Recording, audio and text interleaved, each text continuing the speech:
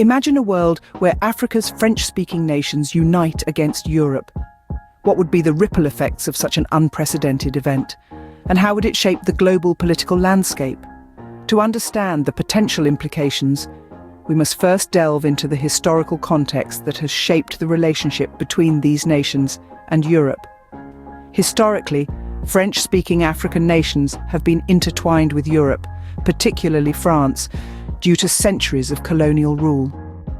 The repercussions of colonialism continue to be felt today, with many African nations still grappling with the economic and political legacies left behind.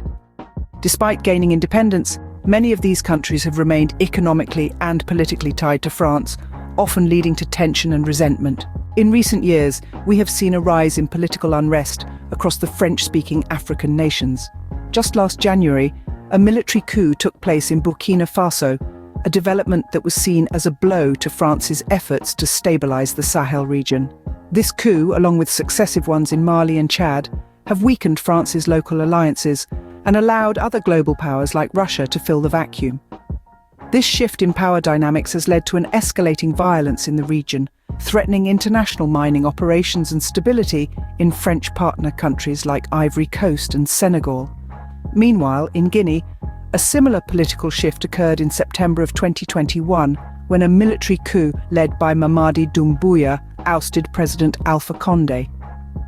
This event, too, was met with condemnation from the United States, the United Nations and African regional bodies. The motives behind these coups remain unclear, but they signify a growing frustration and anti-French sentiment in the region. However, political unrest is not the only factor that could potentially lead to a united front against Europe.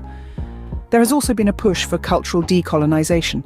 For instance, Uganda's cabinet adopted Kiswahili as an official language and made it compulsory in schools. This move is seen as a step towards promoting unity, economic integration, and cultural expression in Africa. So what would happen if Africa's French-speaking nations decided to unite against Europe? The potential implications are vast and complex. It could lead to a significant shift in global power dynamics, potentially destabilizing existing alliances and economic relationships. It could also foster a greater sense of unity and self-determination among African nations, promoting a shared identity that transcends colonial legacies. However, it is crucial to remember that Africa is not a monolithic entity. It is a continent rich in diversity, with each nation having its distinct history, culture, and political landscape. Therefore, any move towards unity would require careful consideration of these differences and a shared vision for the future. In conclusion, the question of Africa's French-speaking nations uniting against Europe is a thought-provoking one. It forces us to reflect on the historical, political, and cultural factors that have shaped the relationship between these nations and Europe. It also prompts us to consider the potential implications of such a move, both for the nations involved and the wider world. As we continue to navigate the complexities of the global political landscape, it is a question that is likely to remain relevant for years to come.